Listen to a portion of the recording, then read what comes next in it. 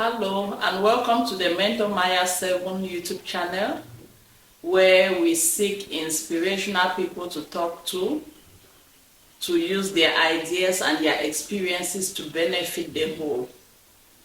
Before we begin today, I must apologize. The video might be a little darker than usual and with maybe some background noise because we couldn't, for environmental reasons, we could not do our usual setup to maximize on these things. So bear with us. We must ride on no matter the challenges that we face.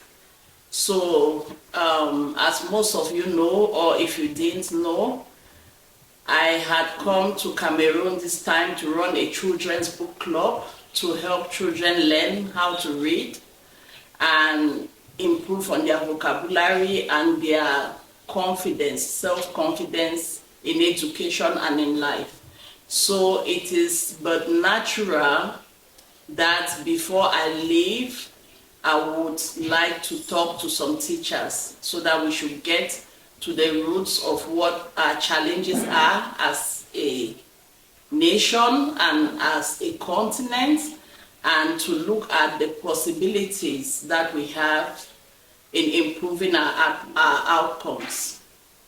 With that being said, I have two teachers on the set today, and some of the things they will say is their opinions, which to me matters, but they are a minority representing a majority. So listen to them, get what you can from their contributions.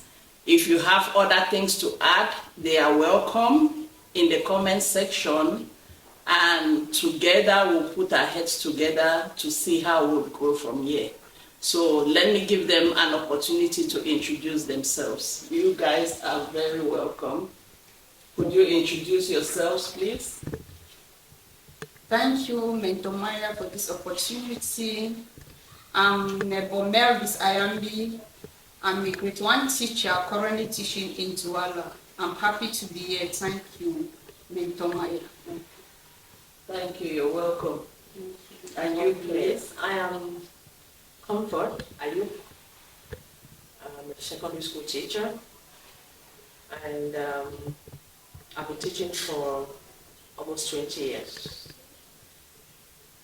I've taught even in the primary too, so I have a sea of experience when it comes to teaching and molding children.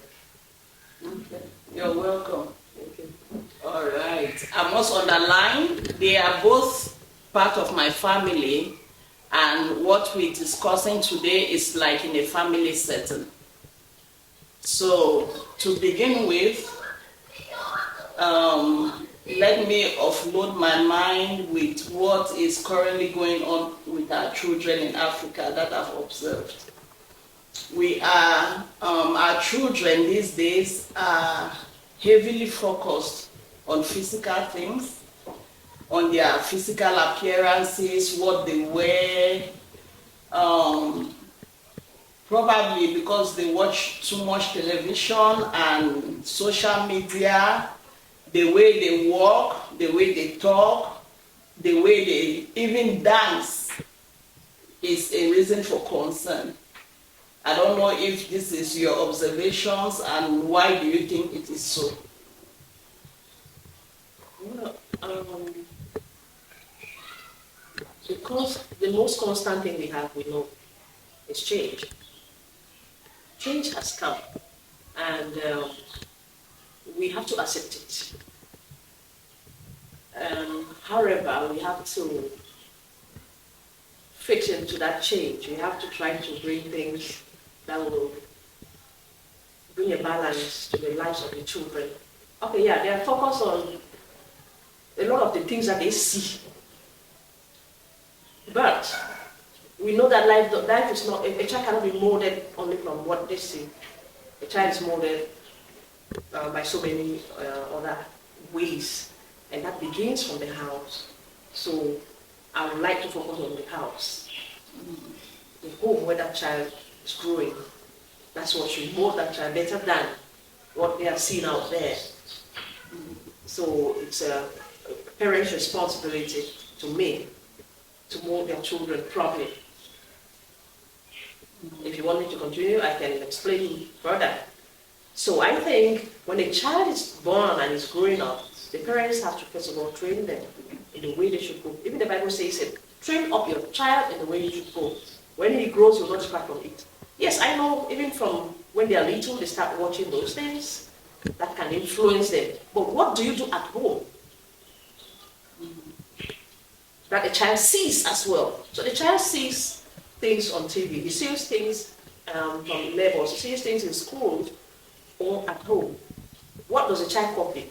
So it means that we have a role to influence them to do more so that they can copy more from us.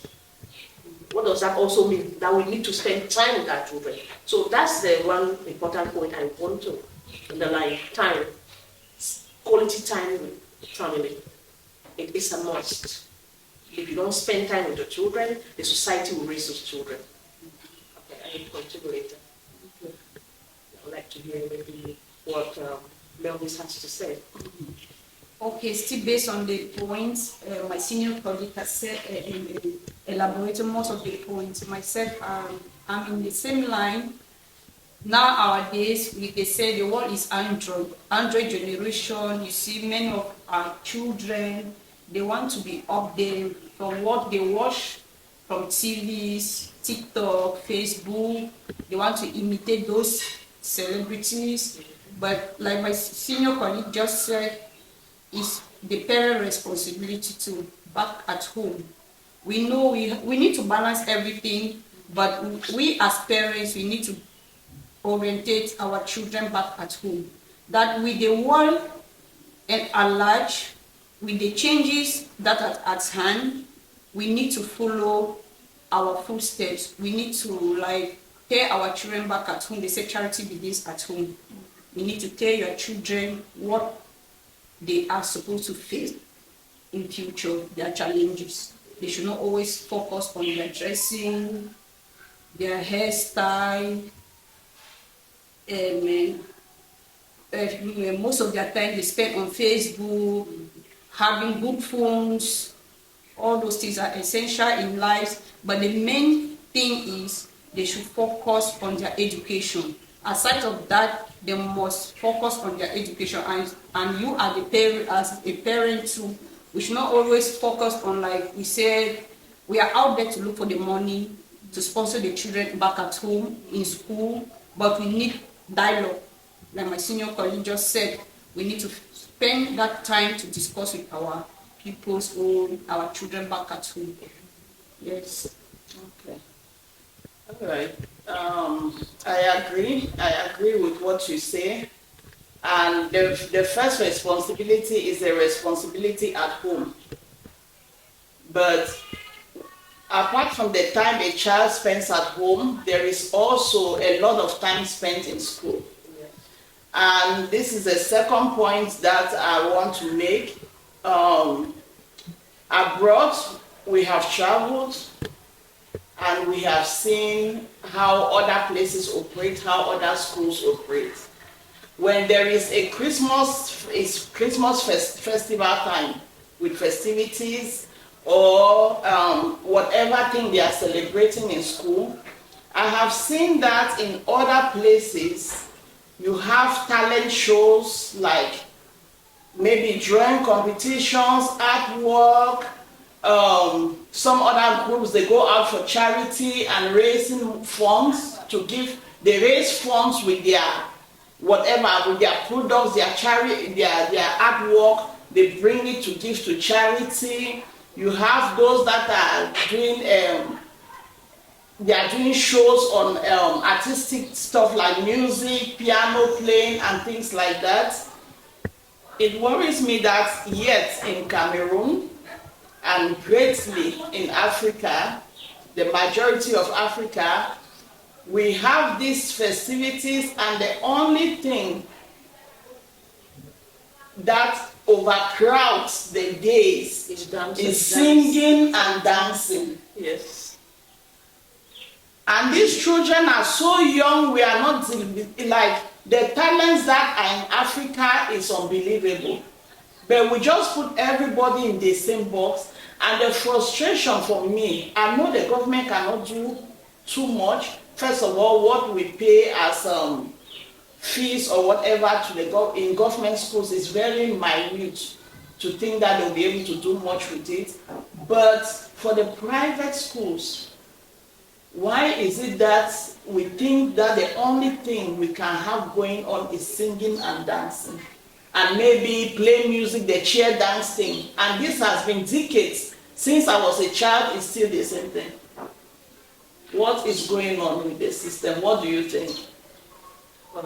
I would say that we are not so much into extracurricular activities when it comes to extracurricular mental activities.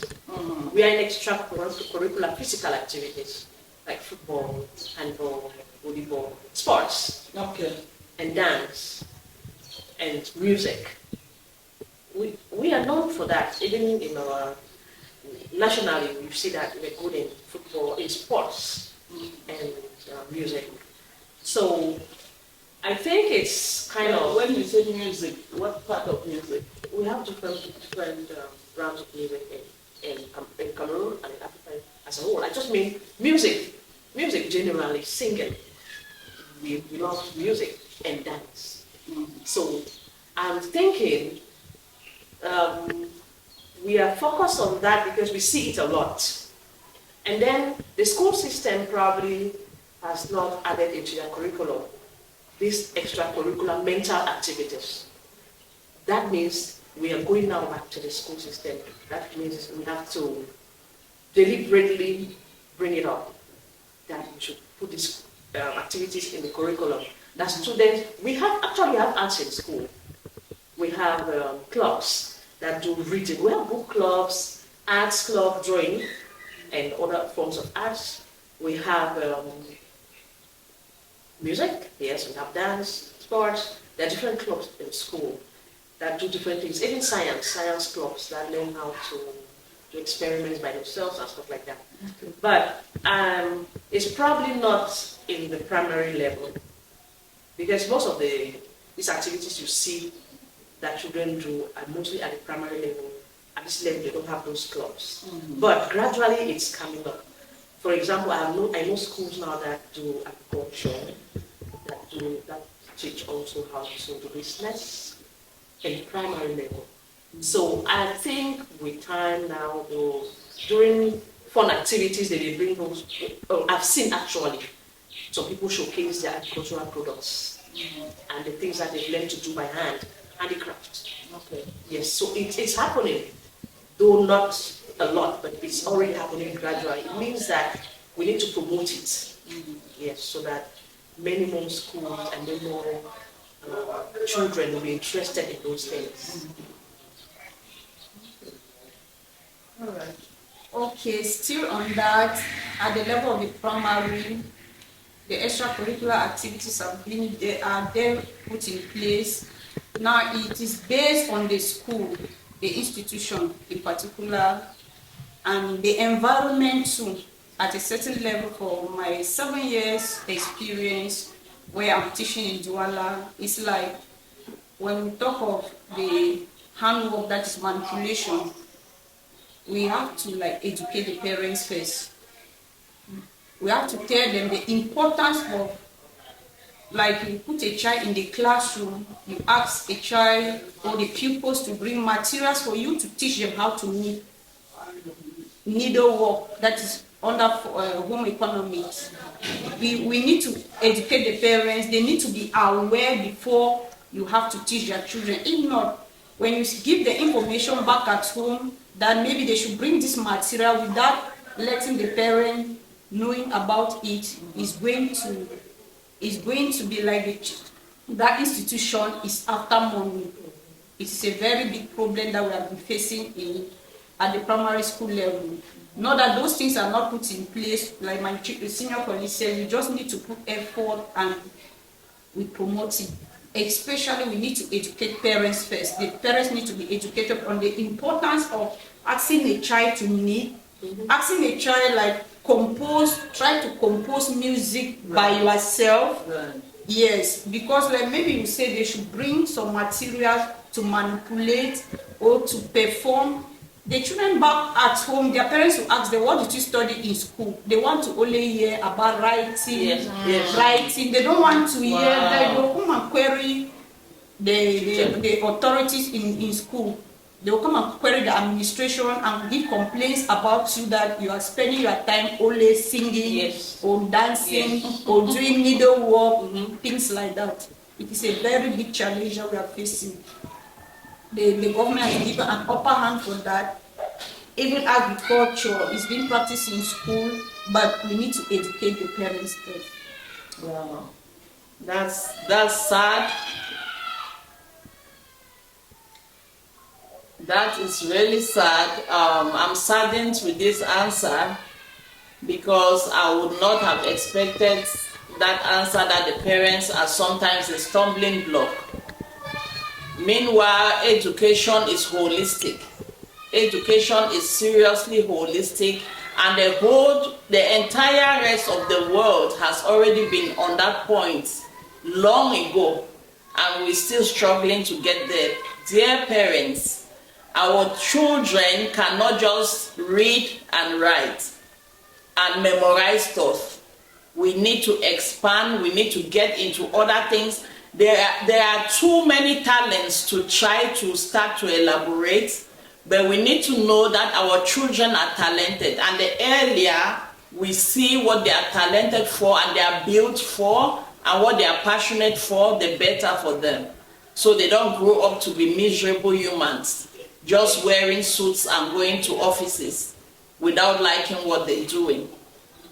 So I have something to add. yes, I have please. something to add. You say, I'm a parent.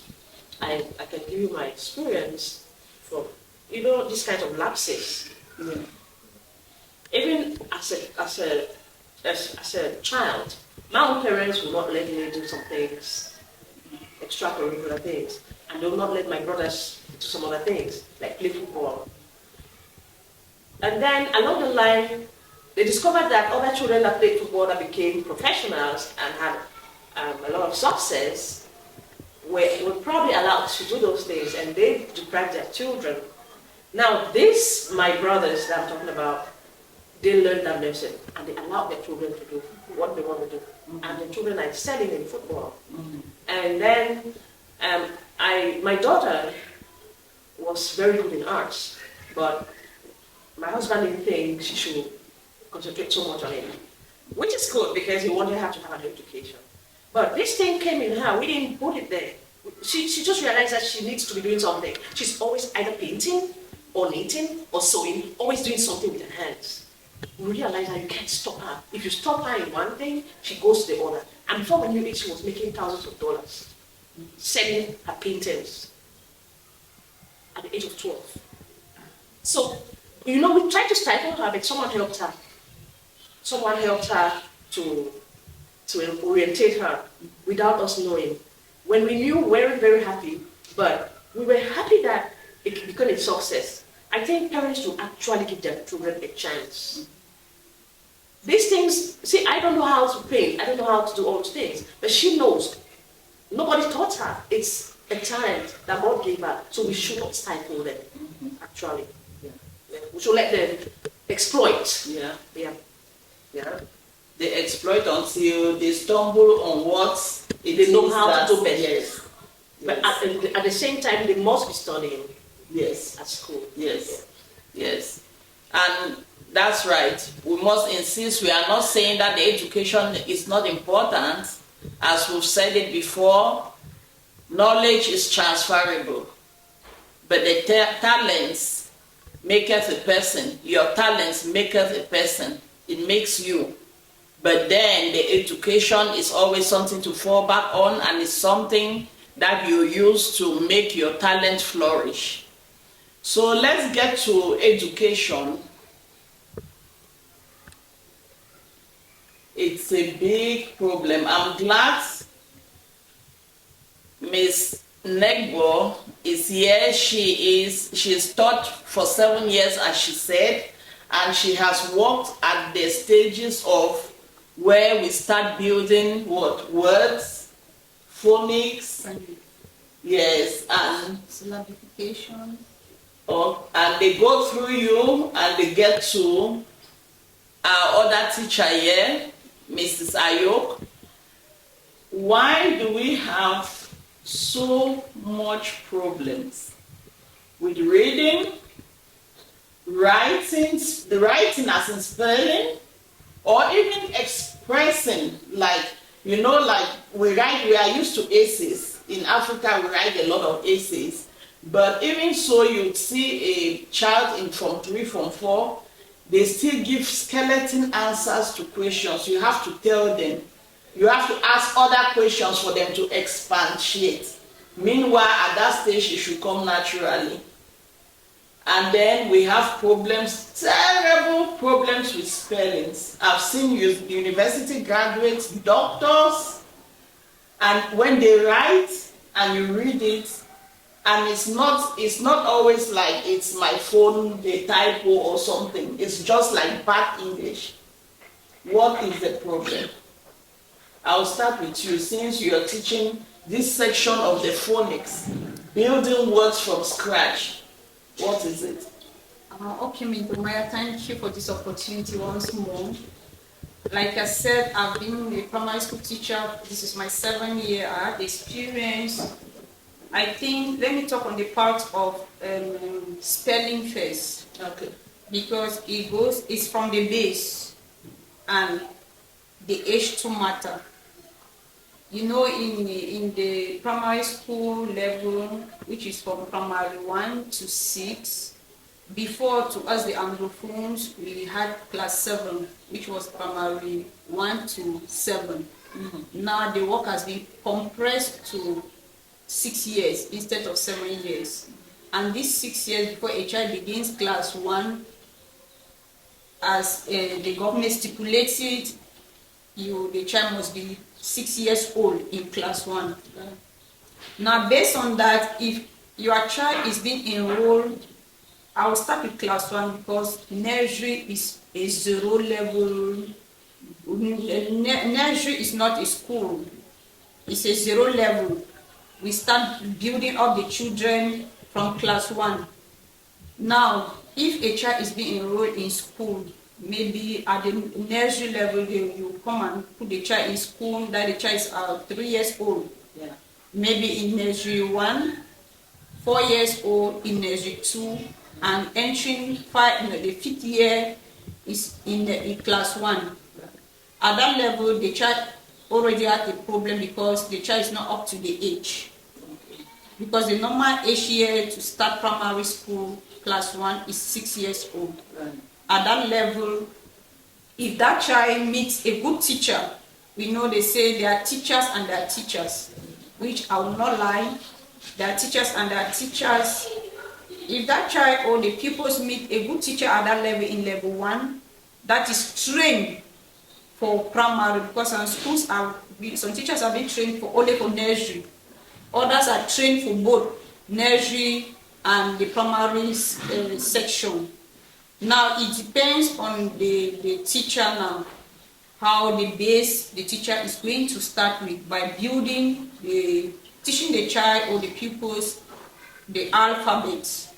From the alphabet, you go to syllabification, maybe building 2 letters for ba, apa. From there now, we teach from 1 syllable to 2 syllables, from 2 to 3, just like that.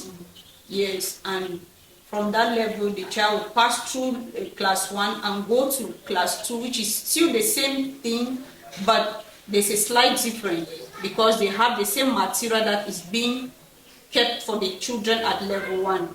Okay. The teacher in level 1 will teach, and the teacher in class 1 level 1 will teach, and in class 2 the other teacher will continue. They don't have too much difference, but it's a gradual process. Now, if I want to talk on the fact that children don't know how to read, like you said, at a certain level, for what I've experienced, like I said before, age matter. because some parents want to send their children more than their age. And if a teacher is not patient enough and the time is not also there, the administration wants you to work, that child is delaying, or those children that they don't have that age are delaying others. What are you going to do? There is no miracle you are going to create, and the time too is going. You need to cover up your work. At a certain level too also, I think the wages of some institutions, for what I've seen, is like some teachers just want to occupy themselves. If they enter a classroom or when they are called to teach, they just want to occupy themselves based on the fact that they are not well paid. It is affecting the children too, especially if they don't have the love for teaching. If they don't have the love for teaching, because now, as in Cameroon especially, there are lack of jobs, and many people think that teaching is the only field. Like now, there are schools everywhere. It is like opening a school in Cameroon is the only means of commerce. People want to build school. I have a school here. This one have in a small environment. You see many schools, but the good teachers are not there. And these proprietors, they are going in for the cheap teachers. And you that you know your work, that you can endure, you can persevere to produce good results, they are going to place you on the same platform of payment with the other teachers. How are you going to do? If you don't have that conscience in you, you will just say, let me do and count my days. At the end of the month, let me take the token that they are giving me from what I've observed. I think it is a lot. I'm shocked. Why are you shocked? Everything is holistic. If a family is not okay, the children will be okay. So if the administration of our countries are not okay, you expect the children to be okay. So if the economy is not good, don't expect the workers to give in their best. And let me know, Patricia, let me add to that. You will see, even to the secondary school level, I've witnessed it because I have children too that have attended the secondary school level. They will come back, you see, my daughter will come at time, she will tell me that, because she did silent, she'll come and tell me that, Mama, my further math teacher insulted us today, that we are maybe back at home in our villages, our grandparents has done something that we cannot understand, you know. But these same teachers, they will not take their time to teach these children in class, but if they have somewhere that they will make extra money, they will quickly go. They will devote and they will take their time. The same lesson they taught in class will be well explained there, and you will see their classes. Private classes. So private classes, private classes out of your workplace. There, the teachers are very serious. So you see, like towards the GC, I'm just coming, interrupting now. Towards the GC, there are a lot of private classes going on. Taught by who? By the same teachers. The same teachers. Why do children not just learn in class? They come to learn in this extra class with the same teacher. So I think they put in more time there. Anyway, for me to chip into your quest, I'll come back to the parent. The points she has given are all correct, but I'll add. Now, these parents sending their children to school before time. If you have to send your child, if the school age is 6, and you want your child to leave the house because you have to go to work, send the child to daycare. When the child learns to play, that's when they develop even those talents, right, of drawing, of building blocks. Right. Now, instead, you force them to go learn the alphabet that they're not ready to learn. So, before to make comes back to the parent, I'm so on this parenting because I saw it by my own experiences. Now, my children, I taught all my children how to read and write. I didn't wait for school because I knew it would be catastrophic. Because at home, if I wanted them to know something, I have to teach them. Because when they go to school, I realize they don't have enough. So I taught them how to read and write. So if every parent could dedicate time not only to teach to read and write, but to dedicate time to be with your child, find out what the child is doing, where the child is this, then you're not only helping the teacher, you're helping yourself. And the trust is yourself. I don't know how I learned to read and write because I only know myself when I was school, right? But I realized from the time I got into secondary school, I loved to read books. So we had high school students living with us, and there were novels in our house. I used to pick up books and read. Every book they left in any corner, I'll pick up and read. In those days, we didn't have television and phones. So it was only books. So every book I saw, I read, and I realized I knew words nobody taught me. You know that you learn the words in context. Right. And I grew up, how did I become a teacher? I realized that I'm an English teacher. I learned words, I could speak fluently. And well, that's one reason, but also because of the lack of jobs. At the time I was graduating, I was like, what should I do now? And I saw this opportunity of writing the entrance exam into ENS, and then I wrote. And I loved it. But then, like she said, I was a little discouraged with payments and stuff, but a good worker is a good worker. You find your way around those things. So apart from teaching, I could make money through other things to make up. I'm just saying that people should not always complain. Yes, we know that the economy is not that good, but find other ways to make yourself comfortable. Yeah, so I'll come back to your question. The primary thing that let parents take care of their children. Let them be in the right class at the right time. When you send them too much ahead, you make them miss the important things. All right. So developmentally, I must say that I'm surprised because I didn't think 1 year made much difference. A child going to primary school at grade 4. Mm-hmm. Yes, it's a big difference. It's a big difference. Yes. I didn't expect so. I know I've talked to some parents not to push their children too much because I was saying it from the point of view like developmentally, it's not just study, go fast, because to some parents it's a point of bragging. I know. To say that yes. My child is 6 years old and he is in class 3 and class 4. Yes. I used to look at it as if you're making them miss the other parts of life. They didn't play. They didn't play. Because all their time, they are pounding them to study, yes. To match up with their classmates. Which a child first needs to play. A child needs to play. And develop all his capacities. Yes. Through play, through touching. Play. Because we don't only learn from listening to what the teacher says. We play by touching, by seeing, by doing. A lot of. And how do you do that? By playing and by practical things. Not only going to stay in class to learn how to read. Dear parents, we are not psychologists. This is something that you pay a psychologist, a counsel that you pay them to have, and you are having it for free here. Play is very important for our children. It's not just saying that, oh, my child is 7 years old and is in class 4, like, that is not a bragging point. You are not doing service to that child.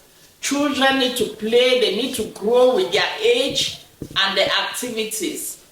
And I hope you get it. They need to play, and that is how they develop their minds, their imagination, their touch, even their skills to manipulate things. Yes, creativity, to put it shortly. So children, it's not a bragging point. Let them grow with their time and go with the pace. Because it's really true. I know of a case where it was under struggle for this child. The child is going forward, but is under hammer of study, so much pushing every year. It's like go. and just from school to classes, from classes to assignments, the whole day. And without bringing in other things, I watched a documentary on South Korea, why they had so much suicide rates, and it's exactly what we are talking about. That's how they push their children, and the outcome is not good. So now I want to ask you, Mrs. Ayok, when children come from primary school, and let me say they went through a disgruntled teacher's hands, a teacher who didn't have, either they didn't have much choice because the child was not ready for their level, or they were just not patient. Yes. I just wanted to, Mentor Maya, I just wanted to talk on the point there, just to throw more light on the part that you said you don't see it as a problem if children can learn in the same class with one age difference, right, like in 5 years and 6 years. Right. To some parents that are fortunate that they have brilliant children, those type of children called the genius. It happens, but not that. It's not general, and it is a point that we need to educate the parents, some of the parents, because they like competition. Right. That my sister's child is at this age, it is here, I want my own child to be here. This is what I used to tell them at my own level in the primary school section. I used to tell them, even our own children, all of us are mothers, even my own children, they are not the same. Yes. Right. Yes. They're not the same. Right. All your children that you gave birth to them, they are not the same. There are some exceptional. We are not refusing that maybe at a certain age, a child cannot work well or do well in a particular class, right, but just few. The percentage is very few. That's right. what we just want us to. Okay, thank you. That's important. That's a very good point. So I was asking, how do you cope at the secondary level? Mm-hmm. When a child comes in, I've done book club, so I'm not imagining. Yes. I have seen a class 4 student here, a class 4 people here is reading more than Form 3 and Form 4 students, a lot of them. So how do you handle that? How do you try to redress? Do you try to redress when you have a child coming, they have passed the common entrance, maybe they passed from 1 and they are in your class now and they are not up to level? What do you do? Yeah, very important question. And it's important for me particularly because I teach English. You know, the child may be in the other subjects, doing geography, history and so on. The teacher may not realize that child has a problem with understanding and so on until when you start failing. But right, when you're teaching English, you already know they have a big problem, grammar and everything. Right. So you have to particularly mold those children. So you have your general classes as usual, but you have to. That's why being a teacher is special. You're called the noble profession. We are noble people. It means that you go there with your heart. You're working with humans, and you're working with the future. Right. You're working with innocent people that may have been unfortunate to be in that situation. So you have to help them. You have to pick out that child and work with the child so that the child will be able to match up with the others. You have to. That is what the teacher is supposed to do. You cannot send that child back to primary school. So you can advise the parents to send the child for remedial classes just for English. Mm-hmm. Or you do it yourself when you have the time. Mm-hmm. But what if it's a bunch of them? Well, you work the same thing. It is what do you think we can do? We have to just work with them because they cannot go back to primary school. So we have to train them to come up to level. If you have a problem, then you have to work extra. So they have to work extra. To having extra classes just for English. Have you ever advised a parent, and you too, have you ever advised a parent like your child is at this level and this level, maybe get an English teacher? Maybe let me say they're in Form 3 And you say get an English teacher that will come and even teach them what building. Yes, I have. You have. Yes. Have you ever had any problems with the parents agreeing and They agree. resisting? They agree because they agree, but they may say that it was a primary school teacher's fault. Whatever. You may not know where the fault came from. The problem is that there is a problem, Right. so it needs to be redressed. If you tell them that the child cannot progress because of his inability to comprehend in English and Yes. to bring out information in Right. English, Right. this child needs to understand. I think the parents, if you're not doing it because you want to teach the child, you in particular For want to extra. teach the child for extra money, they may trust you. So first of all, you have to also, have some character, have some self-respect. Right. Don't go after people's money. Right. So see the need and try to address the need. It's even better to just say, please, I would like to recommend a teacher for this child, or can you get a teacher for this child? Don't say, I don't want to teach the child. It's better they say, you should teach the child. Right. Since you discovered the problem. Right. Yes. What about you? Have you? I think it's the same thing at the primary school level, because especially level 1, class 2, before a child crosses that level to class 3. In class 3, the children must know how to read. And we are facing a lot of difficulties, even up to class 6, children, they don't know how to read. Yes. And what will you do as a teacher, like my senior colleague just said, it's a very big challenge to us. Now, that teacher that is called to be a teacher, that is where they will measure your capacity. From those children that they don't know how to read. Yes. A child that does not know how to read is in your class, like what I faced in class 6. A child that does not know how to read, my own situation, that child has not schooled, it's a girl, she has not schooled for 6 years. And they just brought her in town. They came directly and put her in class 5. Because of her age. Because of her age, she's taller than me, huge. She does not know the sounds of the alphabet. What will I do as a teacher? I have to embrace that problem, and it is there that they will measure you if you are really that good teacher. If you are you are really that teacher that you are called to be a teacher. A child that does not know the sounds of the alphabet is in the same class with those that are already reading. What are you going to do? You have to take down yourself, embrace that child, first of all, make her your friend. That is the first thing you have to do. You have to first of all make her your friend. All the time, you dialogue with her, you tell her, let her know that all these children that are in the same class with her, no matter what she's facing now, she will one day be like them. She will love everything and she will calm down herself. And before I realized it from my own situation, a child that used to be the number 14 in class out of 15 is becoming the second. So it's only So that I like that point, encouragement. So the child, as like I said before, is innocent. So it's your duty to make the child confident.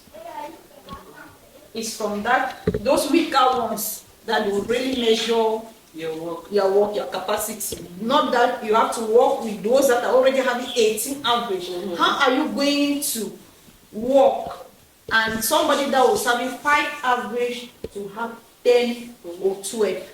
That means And this is where I don't like the teachers that like to insult students. You're dull, you're empty head. Right. So it's very bad. Yes. It is very bad. Yes.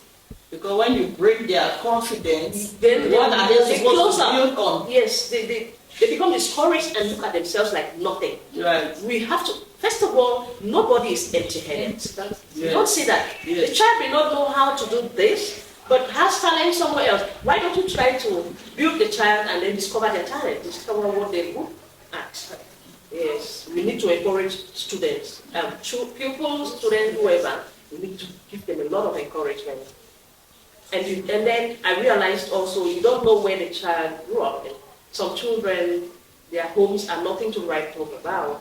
They don't have anybody to help them. They have nobody to orientate them. Yes. And maybe after school, they're out there selling, out there doing something. Yes, No yes. time for doing homework. When they Right. come all you know to do is banter them and Oh my stuff. God. No, teachers need to be patient and loving.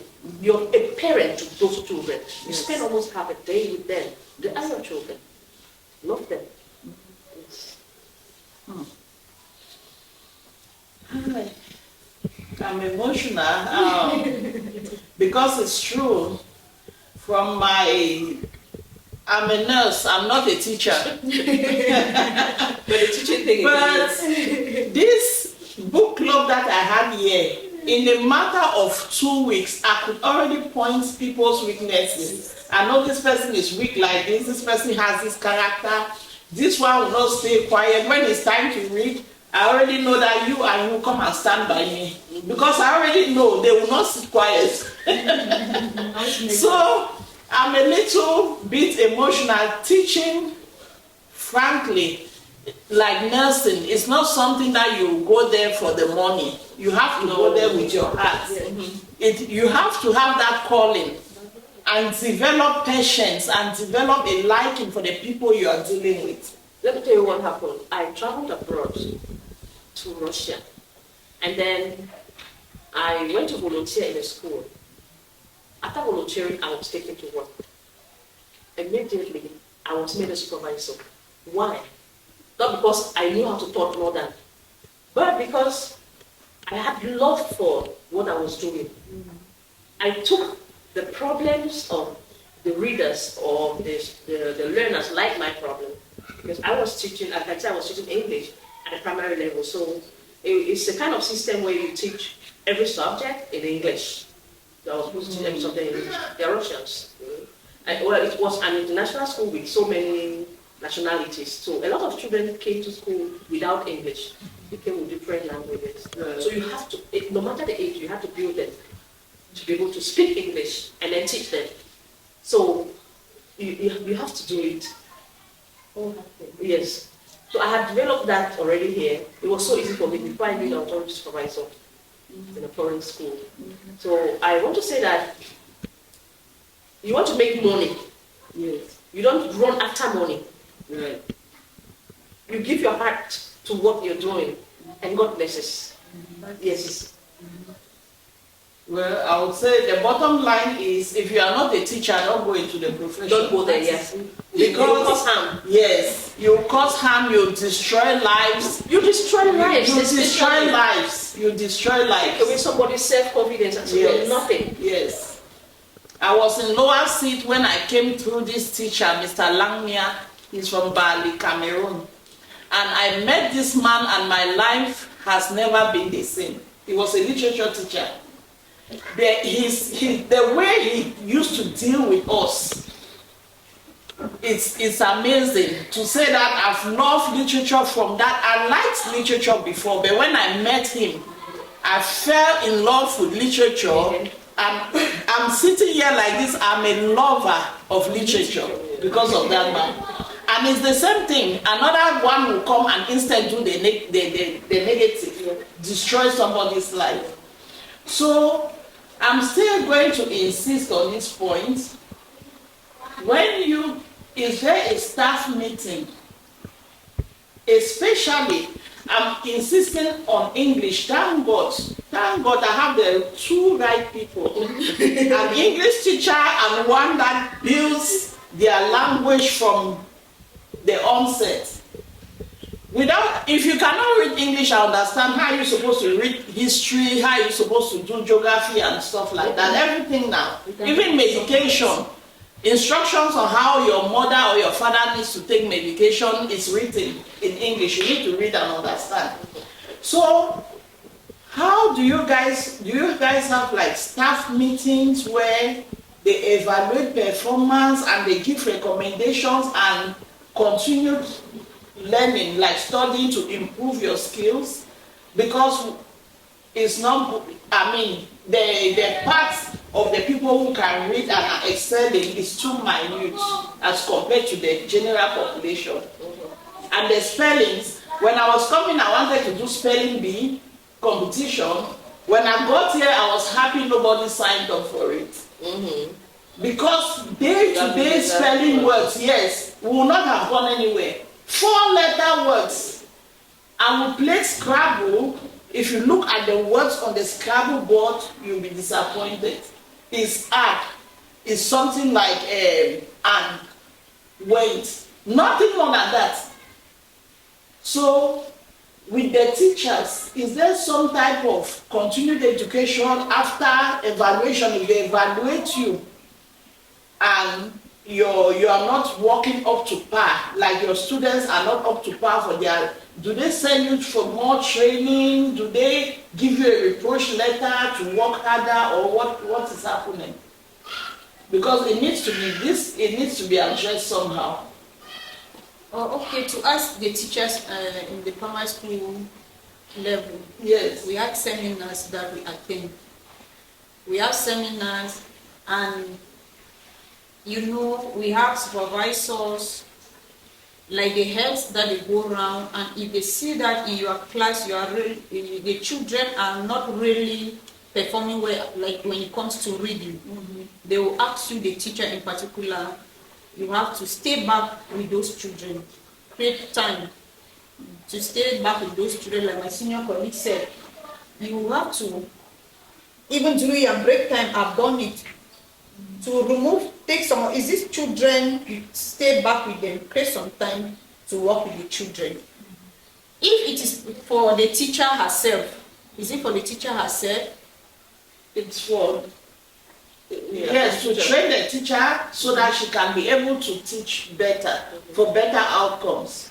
Because I've seen that a lot of children, 6-letter words, upwards, 5-letter words sometimes even upwards, they cannot pronounce it.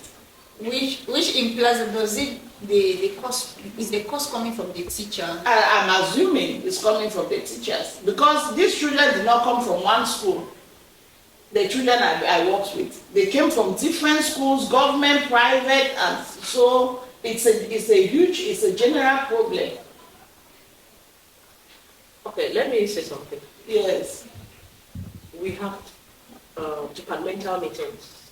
In departmental meetings, we discuss what we are expected to give out. So, like we have a head of department, for example. The head of department's duty is to see that teachers are teaching well.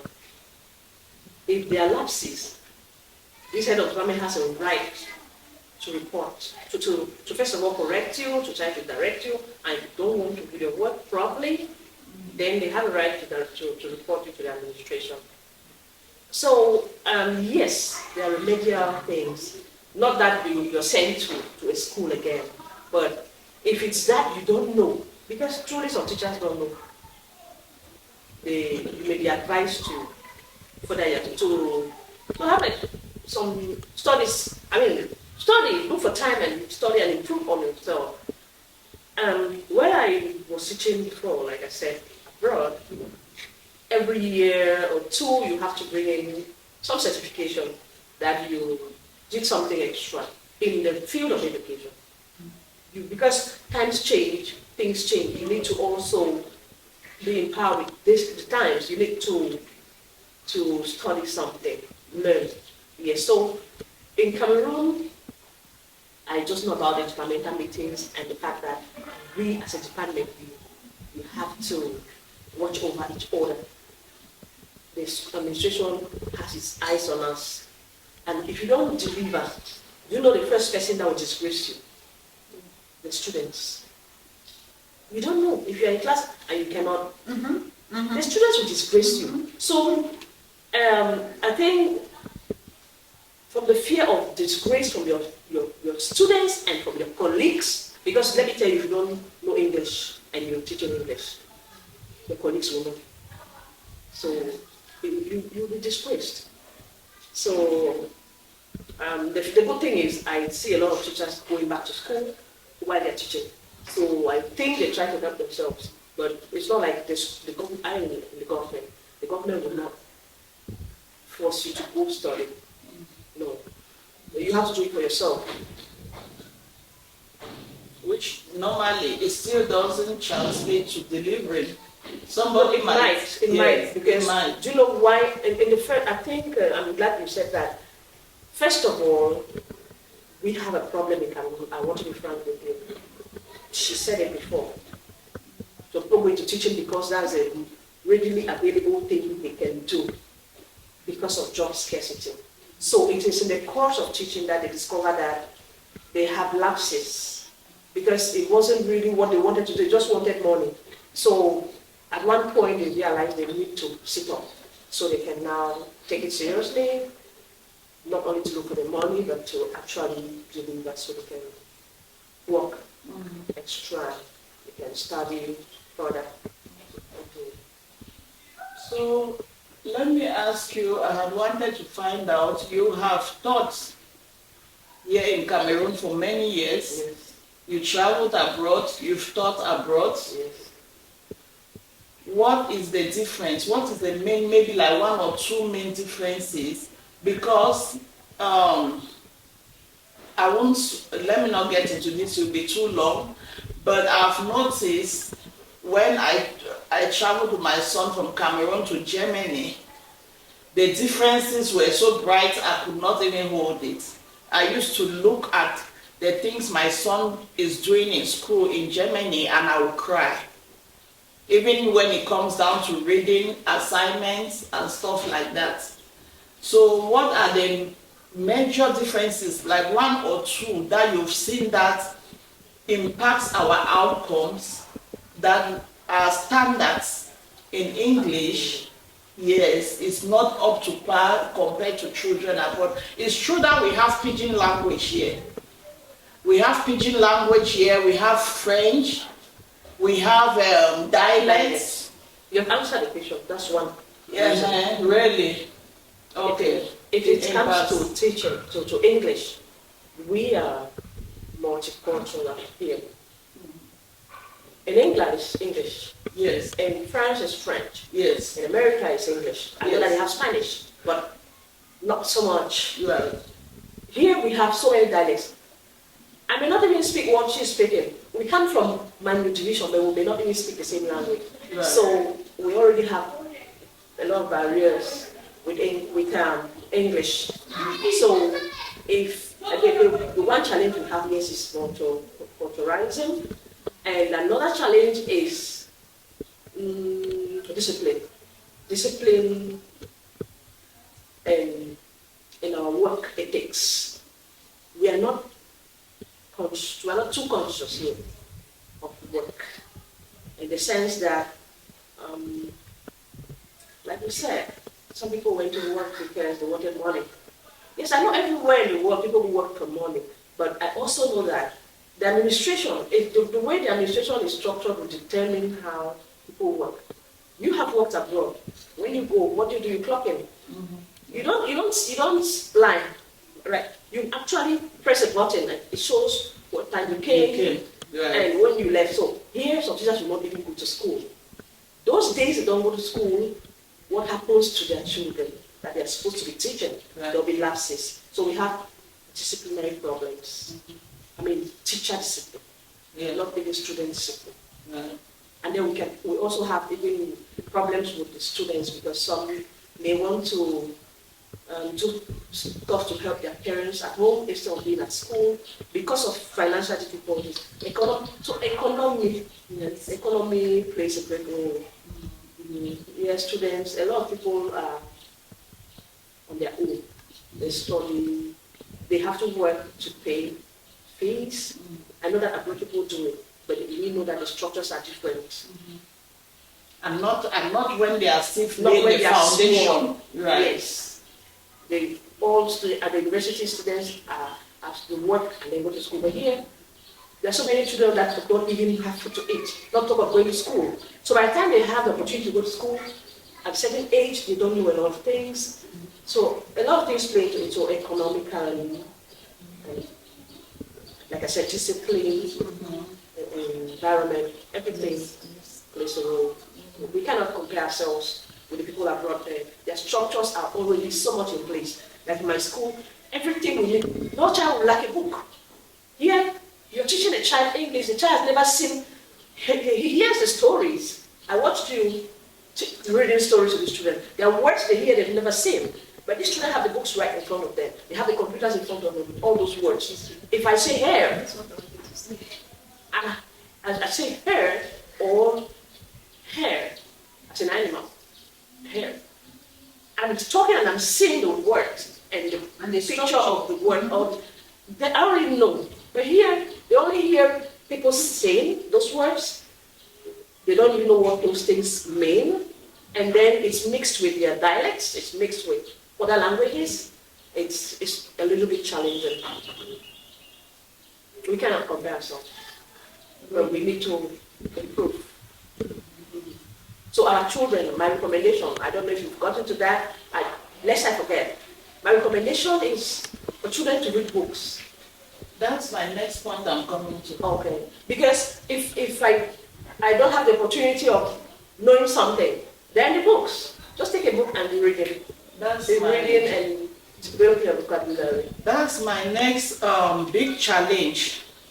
Going from the classroom. Let me say that. I don't have to say going from the schools, because the schools too are supposed to have libraries for their children. And they don't have. They are supposed to have libraries. And in this town where we are, I don't think there's any public library. Do we? I don't know. I know that some schools will have the public library. I don't think we have a public library. No, we don't. And when I used to grow up, somehow we used to have novels. But we don't in Buea. We may have in some structures. If we have an international body here, we may have. Like I used to go to the library at the British Council in Yaoundé. So here in Buea, we may not have, because we may not have those international bodies that have to do with our educational system. Right. And we have in big towns. In big towns, and for children too. Books for children? Or I university? don't know about books for Maybe children. research books and stuff. I don't know about books for children. Yeah. I don't know. And I don't want to say what I don't know. Right, right. So when we were young, I can remember that we used to have novels passed around in school, maybe a few pages missing, maybe the cover is not there. You're reading, but you really don't know what novel you're reading. So, but I realized that here children, a lot of children, they don't have even one. It's easy for a child to be 14 years old and has never read a book that is out of school. Never. No, have they even read the one in school? Hey! So, wait, what should we, and to me, the problem I see is the parents. No, okay, the schools, as I already said, are supposed to have libraries. They don't. Sorry, the schools are supposed to have libraries, especially the private schools, and good books.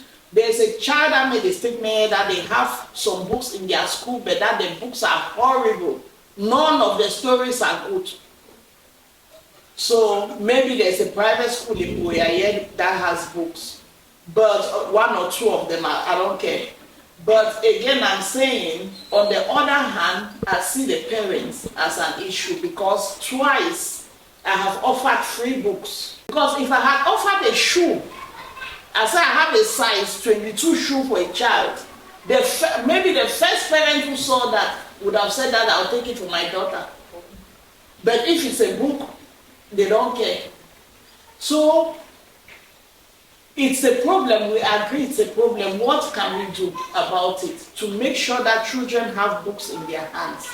I have books here that I cannot give out, because I'm hoping that these books will serve many more children, more than the ones that came here. I think, like you said already, that the problem is the parent. If we try to educate the parents and tell them the importance of the books to their children, then They read to themselves. It means that Yes. parents should first of all develop the culture of reading, Of reading. so that their children too can. Because children actually do what they see their they parents see do. their parents too. You know, the child learns by watching you. That's it. But we need to break the cycle. For the parents, I don't even bother because I know it's a lost generation. If somebody has not been reading, they are 50 now. It's not now at least 50. Very few of them can pick a book and actually read through it. So if we have lost the parents, what can we do? Because to say that the parents will read, I don't think so. I don't think it will happen. Then we will keep working with the children, encourage them to read. Like you're doing in a book club, Mentor Maya. I really admired what you were doing. And it's worth emulating.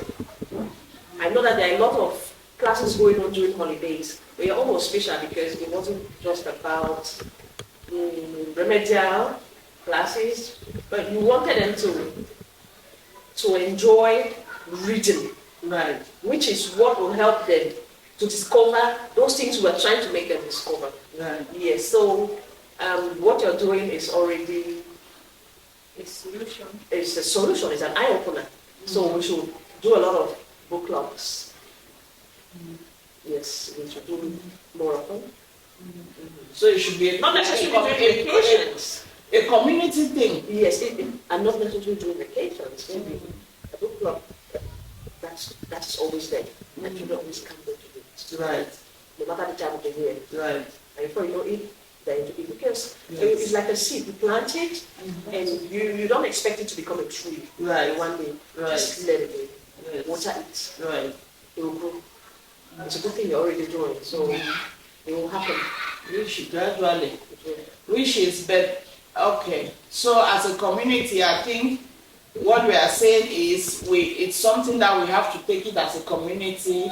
Who is the community? We are the community. We are the community. So you started it, we'll follow you, Okay. we'll join you. Okay. All right. Do you have, maybe you sit and come up with something you want to do, and we'll put our hands together. Yes. Because it really saddens me that for this time that I will not be here. There's one particular girl, when she came here, she could not read anything. Even before she came, the mother came and told us, said that my daughter is not going. And when she came, the first 2 days we were like, yes, she's right. Nothing. I don't even, she should be like maybe 10 or something. She could not. But before we ended, even 9 letter words, 12 letter words. You can read. Yes. After all the time I was standing behind her, I'm like, break it down, use your sounds. Use your sounds, break it down. Finally, long words like this, she read it. I was like overwhelmed. Okay. But now I'm sad because, and I've been discussing it, what can I do in my absence? Because I don't know, maybe the next 1 year is too long. You come back, maybe she has regressed. No, she has picked up already. And you know, she left here, she got a prize from me because she left here, she went home, dumped all the readers from school, and started reading the stories. Yes. There's no going back. Until I get her a prize. You see, so that's my fear. I was so afraid. I said, what if by the time I come again, she has regressed? No, Then there's no what? going back. I don't think so. She was not doing it to impress you. You made her love it. That was the intention, and it's happening. Okay. All right. So Another thing is, I hope you also know that we are now in the e-learning times. You can yes. see work with them online. I think you can develop that kind of app, that kind of system. When you're not here, you continue working with them at a convenient time for 1 hour, 1 or 2 hours a week or something. Just see what you can I'll do. think about So it. since they already know you, even if you have to expand it away, like physically, maybe you can do something online with them. Who knows? Just saying. Okay. All right. So I think with church, I can feel my heart is a little lighter. I've been trying to have this conversation for like 5 years, I'm sure. Or for like 6 years, I've been carrying these questions with me. It's funny, as I said, they are my family, but I've never like tried to talk about it privately, but I'm feeling lighter. So it is hopeful, and I'm so happy you guys came. And I'm happy for the outcome of a book club. I'm going to make a video about that. But it is not true that Africans don't love reading. The African children that I came and I met for these 4 weeks, they loved reading. They were actually begging for longer hours to read. They were begging to borrow books and take home and stuff like that. So it's very encouraging. Our children love to read. They love to learn. They love to explore new things. They love to participate in things that they've seen in the TV, and now it's live. So I would encourage us parents, you have seen which part you can play in the development of your child. As they're growing up, spend time with them, participate with them. Don't just let them be to faith. They will grow in any case. Some people will say when you plant seed, it will grow, even if you don't stand for them. No, it's not right. Be in their lives, take part in it. And the school and the teachers have their own parts too. We have come to see that. Please, if teaching is not your calling, don't go to be a teacher, because it requires some heart. If you are not called to teach, you will not have the patience it requires. You will not have the, you will not even carry it to mind and to heart to think of how you can improve on any outcome. So please don't just go to it for money. If you go to it for money, you'll be frustrated, but you'll be destroying lives. So that is it for our conversation today. Is there any other thing we didn't talk about that any of you want to add? I don't know if we missed out on anything, but I would say learning is a continuous process. Let no one be discouraged. Even if you as a teacher, you think you didn't put in your best, don't give up. Continue. Improve on your own self, and then you can improve on what you're giving to others, because you cannot give what you don't have. So I think we shouldn't be discouraged. Continue. It means we also learn. The teacher has to always learn. You don't stop learning, so that you also meet up with the times. So I can only say, and we should love it, like she said. We should improve on ourselves, and we should love it. And then if we think we're not satisfied, look for other things that will make you satisfied. I mean, financial wise, do other things that will give you stability, financial stability. Yeah. All right. And lastly, to parents, please invest in your children. It's sad to see that we don't look at buying a book as an investment. We don't look at buying a game, a challenging game that challenges the child's mental states, as an investment. When you challenge your child mentally, their brains grow. They create new connections in their brains. You know, I'm not a scientist, but I'll say it like that for a layman speaking to another layman when it comes to brain connections. Challenge your children. It is an investment. It's not just paying school fees in private school and then your sacrifice is over. No.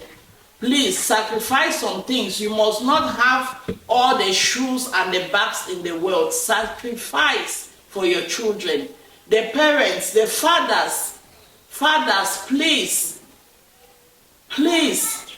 make a budget for your family, which is for extracurricular things, activities. Those your children are talented.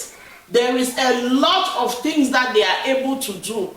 The Olympics is going on right now. If you watch it, those parents sacrificed to have their children perform like that, and your children are no different. Please, so that is what we're saying. Sacrifice, buy them books, expose them to many things, and you will not regret it. So thank you very much. That is what we have as parents, that is what we have as teachers, and that is what we have as a community of us sitting here today representing others. Thank you for watching, and we'll see you for the next episode. Bye-bye.